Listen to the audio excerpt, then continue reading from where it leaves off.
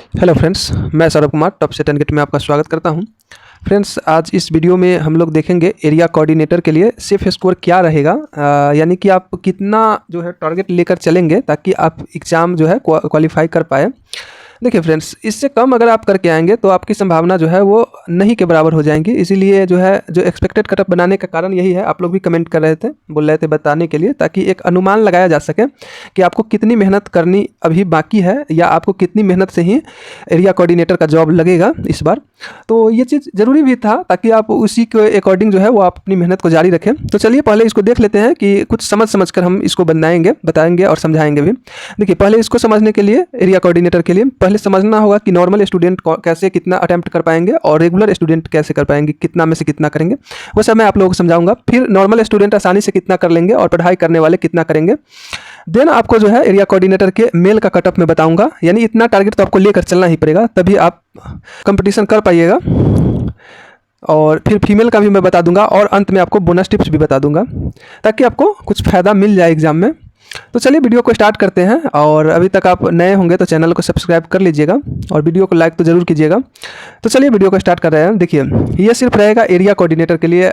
आप लोग हो सके तो सीसी का फॉर्म फिलअप किए होइएगा जो लोग, तो वो लोग सीसी का एक्सपेक्टेड कटअप के बारे में वीडियो बना दिए हुए हैं, तो वो लोग देख लिए होइएगा।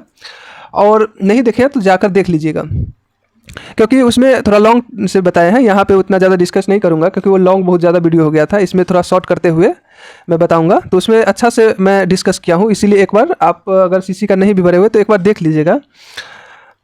तो देखिए, चलिए एरिया कोऑर्डिनेटर के लिए ये सिर्फ एरिया कोऑर्डिनेटर के पोस्ट के लिए होगा और दूसरा कोई पोस्ट के लिए नहीं है, ठीक है। बाद में ये नहीं कहिएगा कि ये दूसरा पोस्ट के लिए था, सिर्फ ये एरिया कोऑर्डिनेटर के लिए ही होगा।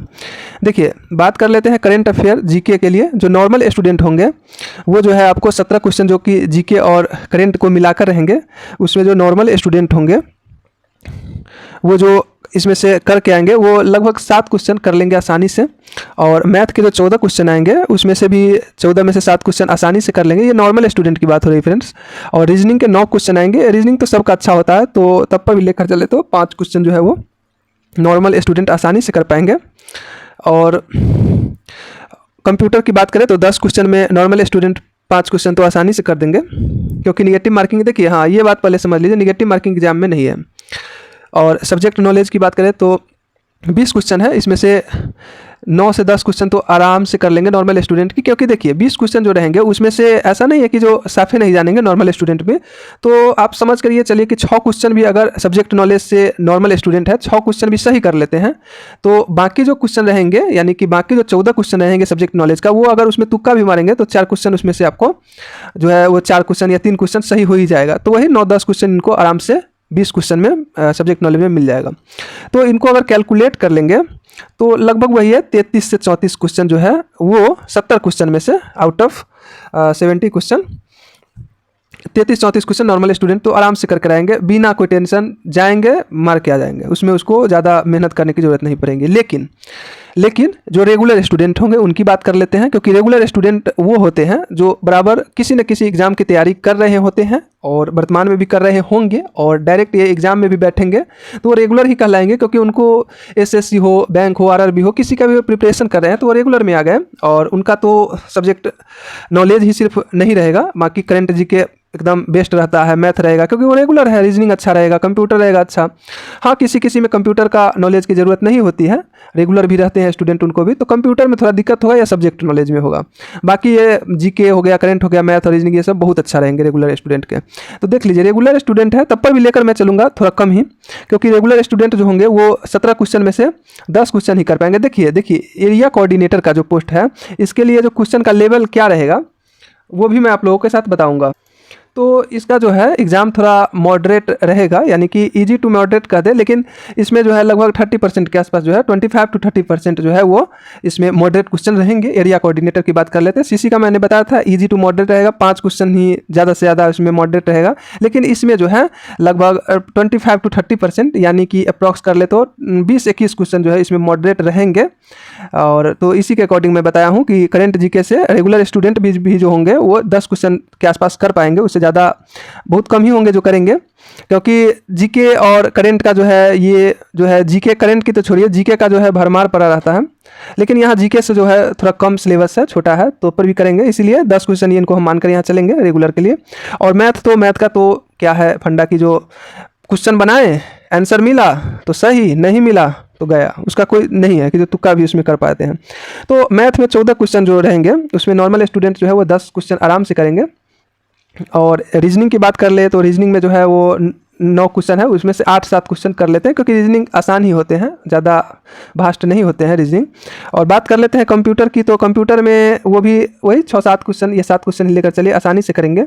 बात कर लेते हैं तो सब्जेक्ट नॉलेज का, यही गेम चेंजर होगा, सभी स्टूडेंट के लिए गेम चेंजर होगा, क्योंकि जो लोग सब्जेक्ट नॉलेज अच्छा से कर आएंगे उनका तो एग्ज़ाम रखा हुआ ही है एरिया कोऑर्डिनेटर में भी। और क्योंकि जो पोस्ट में सब्जेक्ट नॉलेज है काफ़ी अहम भूमिका निभाएगा इस बार।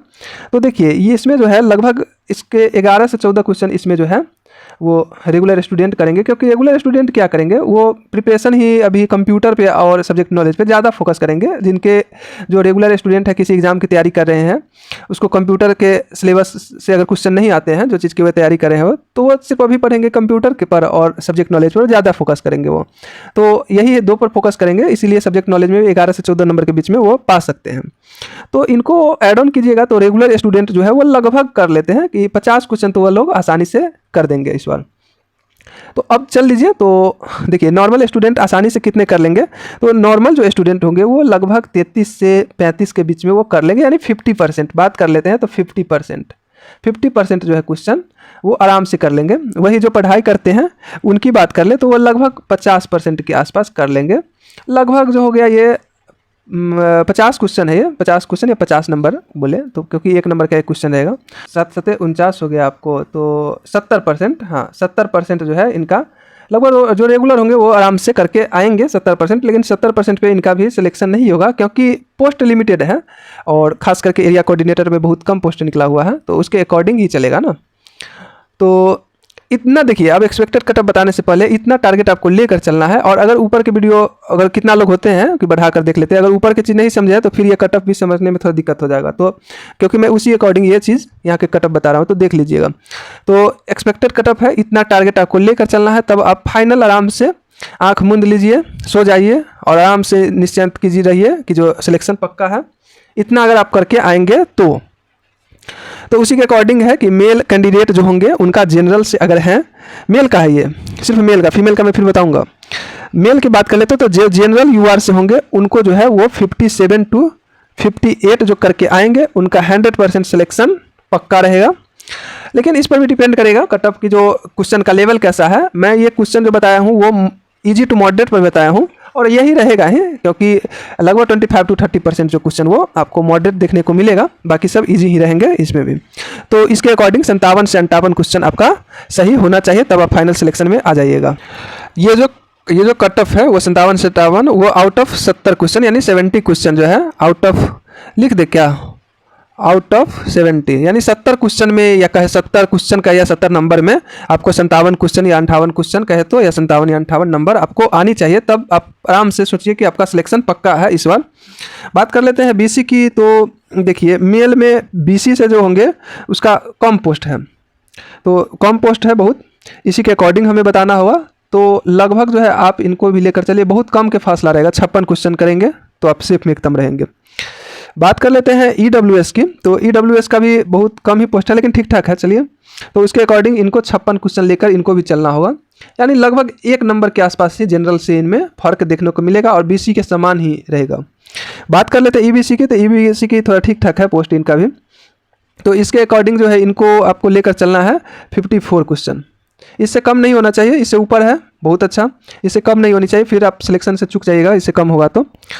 देखिए बीसी और एससी की बात कर ले तो एससी में हो जाएगा आप 50 से 51, इससे कम नहीं होना चाहिए। और एसटी की बात कर ले तो देखिए एसटी में बहुत कम पोस्ट है, बहुत गजब मैं बता रहा हूँ जो है, ये जो है ना जनरल से भी ज़्यादा चला जाएगा कटअप, इसका कोई ठीक नहीं रहेगा। एससी में 58 से 59 आप लेकर चलिए, एसटी की बात कर रहा हूँ, एससी की नहीं, एससी 50 से 51 हो जाएगा। एसटी की बात कर रहा हूँ, एसटी जो है वो जनरल से ज़्यादा भी चला जाएगा, क्योंकि बहुत कम पोस्ट है एसटी में।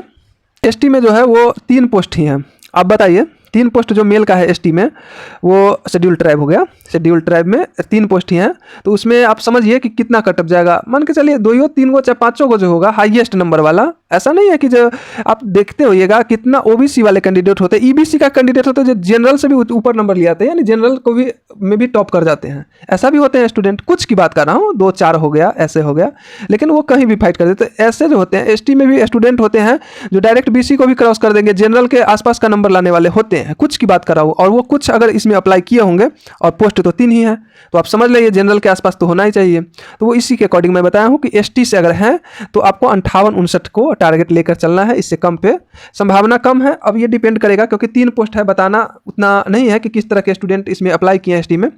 तो इसके अकॉर्डिंग मैं अपने अनुसार से ये बताया हूँ, 58-59 आप कर लीजिएगा तो आप एकदम निश्चिंत रहिएगा। देखिए बात कर लेते हैं दिव्यांग की। तो देखिए दिव्यांग में शायद इनका पोस्ट है, एक बार मैं देख लेता हूँ। हाँ, तो इसमें दिव्यांग में 15 पोस्ट है, सभी कैटेगरी को लेकर। दिव्यांग में सभी कैटेगरी को लेकर 15 पोस्ट है।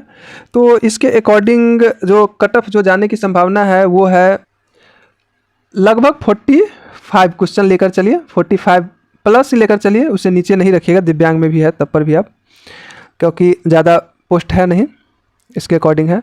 बात कर लेते हैं फ्रीडम फाइटर की। 4 पोस्ट है इस बार एरिया कोऑर्डिनेटर में। तो फ्रीडम फाइटर के लिए आप ये रखिए कि 48 to 50 क्वेश्चन के अप्रॉक्स रखिए, इतना के बीच में होना चाहिए, कम नहीं होना चाहिए। एक आध कम इसमें होता है, चल जाता है, इसमें कोई दिक्कत नहीं है।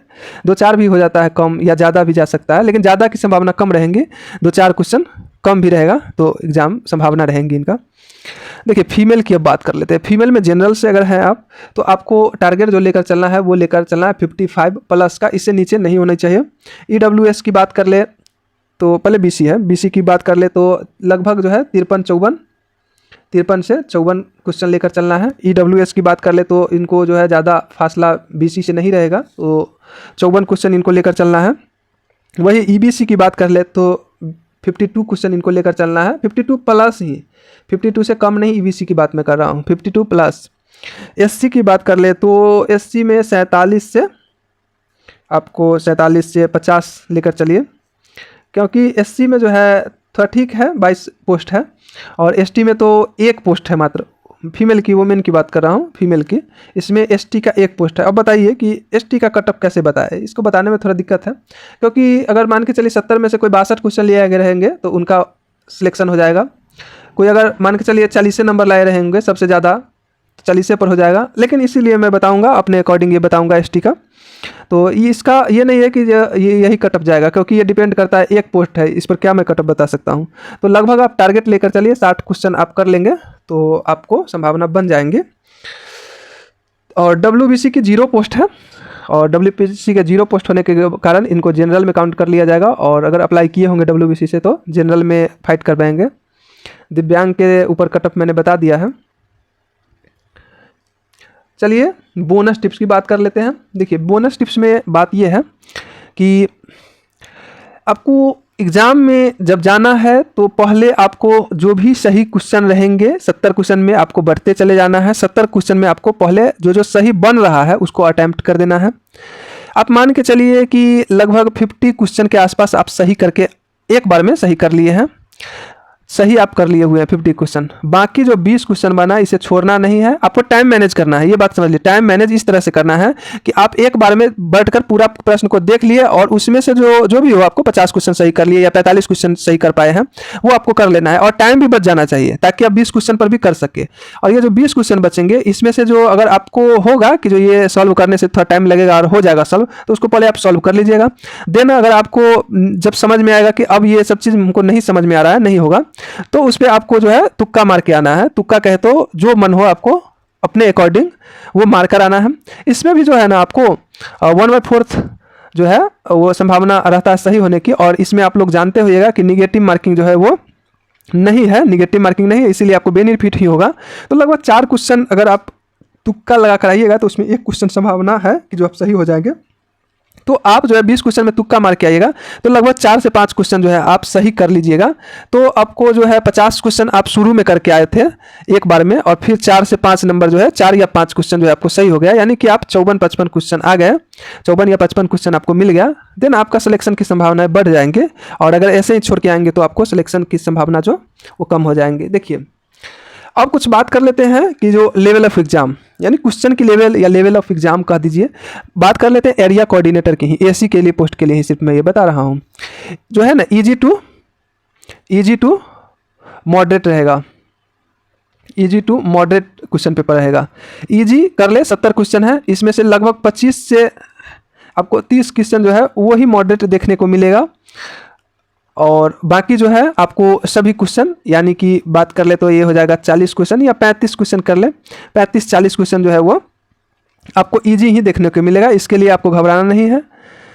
कोई बोल रहे थे, बहुत ज़्यादा कमेंट भी किसी लोग कर रहे थे कि जो क्वेश्चन जो है बहुत हार्ड आएगा इस बार। ऐसा नहीं है, वो लोग ऐसे ही जिसको जो मन होता है बोलते हैं कितनी। तो चलिए इस वीडियो को यहीं एंड करते हैं और मिलते हैं फिर नेक्स्ट वीडियो में नेक्स्ट टॉपिक के साथ। आशा करते हैं कि आप इस कटअप को पार करने के लिए प्रयासरत रहिएगा और मेहनत भी इसी अकॉर्डिंग कीजिएगा, क्योंकि इस अकॉर्डिंग अगर आप मेहनत नहीं करेंगे तो फिर संभावनाएं कम रहेंगी आपको एग्ज़ाम में सिलेक्शन इस बार लेने के लिए, क्योंकि जानते ही हैं बेरोजगारी कितना ज़्यादा है और पोस्ट कितना कम है। तो इसको देखते हुए आप कटअप को देखते हुए आप अपनी प्रिपरेशन को जारी रखिएगा और आशा कीजिएगा कि जो इतना आप कर पाइए, क्योंकि अब टाइम भी कुछ ज़्यादा मिल गया है आप लोगों को एग्ज़ाम लेने के लिए। एग्ज़ाम अभी नहीं होने वाला है लगभग, तो इसीलिए आप प्रिपरेशन को जारी रखिए। एग्ज़ाम खैर कभी भी हो उससे मतलब नहीं है, आप प्रिपरेशन जारी रखिए। चलिए इस वीडियो को यहीं एंड करते हैं, मिलते हैं फिर नेक्स्ट वीडियो में।